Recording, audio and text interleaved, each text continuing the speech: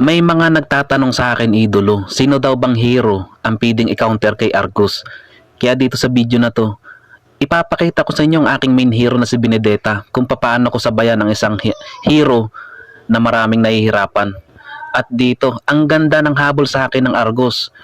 At saka pala nakapetrify tayo dyan, kaya walang problema yan sa akin mga idolo. Napaka-basic lang ng Argus. Unang-una, iwasan mo lang yung SS niyan.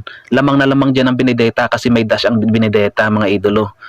Dito, kitang-kita mo naman, di ba? At dito, napakaganda ng daan natin dyan kay Argus. Hindi niya nga ako makita kung nasa na ako mga idolo.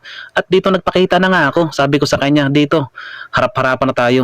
Unang-una, nagagamit niya kasi ang SS niya sa akin. Kaso nga lang nakadash tayo palabas dyan mga idolo. Yan ang advantage ng isang Benedetta. Dito napakaganda ng pasok natin dyan mga idolo. Napakaganda. Anong masabi mo? 'Di ba? Benedetta lang sapat na para kay Argus.